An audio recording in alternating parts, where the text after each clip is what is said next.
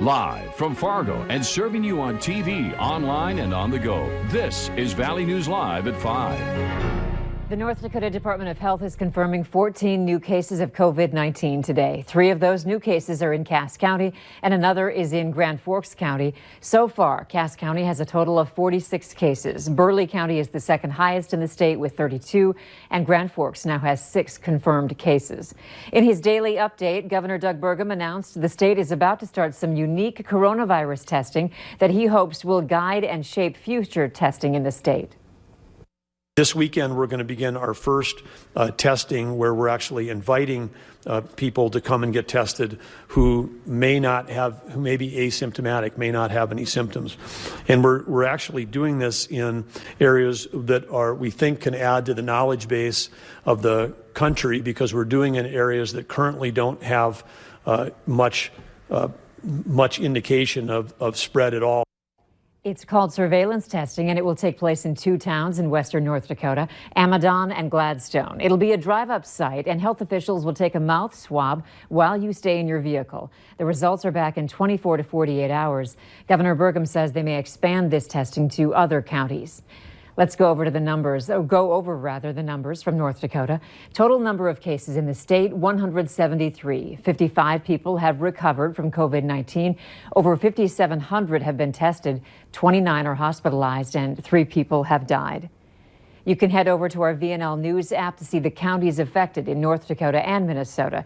And speaking of Minnesota, the State Department of Health there has released the updated COVID-19 numbers, announcing that 47 new cases were confirmed overnight and 4 more patients have died. Right now, there are currently 8 confirmed cases in Clay, 4 in Beltrami, 2 in Wilkin, and 1 in Mahnomen County. During his press conference, Governor Tim Walz spoke about a new tool for Minnesotans to stay informed. This is our COVID dashboard, and once you get to the site, you can see it listed at the top. There is an awful lot of information there. But what it will show you is just on this first front page is the cases that we have, the folks that have recovered, unfortunately the fatalities that we've seen, and of course our entire mission here is to keep that number as low as possible. Again, the number of positive COVID-19 cases in Minnesota has risen to 789. Over 24,000 people have been tested and 410 people are out of isolation. A total of 86 people have been hospitalized and 40 people are in the ICU. The state now has 22 deaths due to COVID-19. The sunshine is making us feel a little better about all the snow that fell out there, right, Hutch? And there's a lot of it, and it's colder, but it could be worse. Our First Alert Storm Team called this one accurately, so let's find out what's happening this evening. Hutch? Well, I'll tell you what, the snow is long gone, and I loved that Skycam shot. The blue skies, even though it's chilly outside, are feeling marvelous. Here was our forecast throughout the week: 8 to 12 inches in northwest portions of Minnesota, and 5 to 10 as we look through Grand Forks and Fargo. And you sent us your measurements, and well, this one here from Doug in Badger showing that the western parts of Roseau County hit quite hard, and these kids out doing some science measuring. Ashland and Paxton last night sending us their report from Findlay. Several reports. I'm going to back out of the way. The major cities, Grand Forks and Fargo, picking up between 8 and 10.5 inches of snow. Fargo here, anywhere from 5.5 to 9.5 inches reported in the FM area. Now, as we look into Roseau County, things got a little dicier with the snowfall totals. Here are the big winners. Carlstadt, Middle River, Greenbush, all 16 inches. And then as we take a look off into parts of central parts of the valley, Hatton, 8 inches and 6.5 inches in Pembina. Then as we look elsewhere, Lemoore, 7 inches, Twin Valley, 3, and Cullum, 3. So there's a lot of snow that came down. It's quieter. Your planner for tonight, now we're worried about these temperatures dropping, but I think single digits between, say, 0 up north and around 10 degrees down to the south or so as we go through the overnight hours. Your hour-by-hour forecast is coming up here in a minute. All right, it's going to be cold. Yes. Thanks, Hutch. Fargo police are investigating after someone fired a gun inside an apartment in South Fargo. The call came in around 7:30 this morning to the 1800 block of 35th Street South. Police say someone accidentally fired that gun, but no one was hurt. Authorities are not releasing any more information at this time. One woman is in the Clay County Jail tonight after allegedly stabbing a man in the arm. She's being held on charges of assault. It happened around 1:30 this afternoon at the Grand Inn in Moorhead. Authorities say things escalated when the two people began arguing over who was renting out the room. The man was taken to the hospital with minor injuries. The sheriff's office in Cass County, Minnesota, is alerting the public to a high-risk sex offender who will soon be living in that county. Authorities say 30-year-old Matthew Otteson will be released from prison on April 14th and then living in Cass Lake, Minnesota. According to the sheriff's department, Otteson has a history of sexual contact with a teenage girl. He's currently in prison in Lino Lakes, Minnesota. High-risk offenders are considered the most likely to reoffend.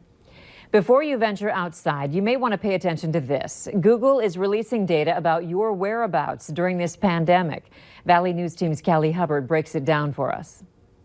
Google released community mobility reports to give everyone insight into what's changed in response to policies to combat COVID-19. The slew of data breaks down where people are spending their time. It's broken down by country, state, and county. It also shows how busy all of these places were before the coronavirus pandemic. Here's a side-by-side comparison. North Dakota on the left and Minnesota on the right. You can see the number of people going to restaurants and shopping centers in North Dakota has decreased by 44%. It's down 58% in Minnesota. If we scroll down, we can see the number of people going to parks in North Dakota is up 73%. In Minnesota, that's dropped by 16%. In Cass County, numbers are down in retail and recreation, grocery, transit, and workplace, but they're up in park and residential areas. In Clay County, numbers have went down. The places with asterisks show there's not enough data right now. Authorities are telling you now's the time to check those privacy settings. Because a lot of times, even myself, you don't think about when you download an application, it just automatically has the general settings. So you have to go into every single application in any new platform that you're starting and make sure you see, okay, well, what are their privacy settings? What are their privacy policies? Both Fargo and Moorhead police adding there's always room for improvement. And it really is our personal responsibility to make sure that we're social distancing and we're staying at home when we don't need to. In the FM area, Callie Hubbard, Valley News Live. Google says it's working to add more countries, regions, and languages in the coming weeks. To see more of these reports, head to our Valley News Live app. The CEO of 3M is defending his company's response to the coronavirus pandemic. Mike Roman appeared on CNBC's Squawk on the Street today.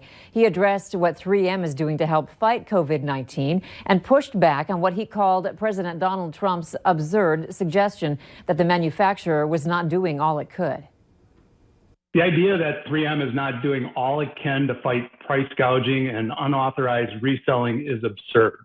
The narrative that we are not doing everything we can to maximize delivery of respirators in our home country, nothing could be further from the truth. We are doing everything we can to maximize our efforts and to fight COVID-19. President Donald Trump issued an order under the Defense Production Act on Thursday requiring 3M to manufacture N95 respirators. 3M says it was already working with the Trump administration on getting more masks to the U.S. before the president invoked the Defense Production Act. From Connecticut to California, the National Guard is on the front lines of the battle against coronavirus. In Danbury, Connecticut, National Guard service members constructed partitions and beds at the O'Neill Center at Western Connecticut University. The makeshift health center will handle the potential influx of patients due to the COVID-19 outbreak.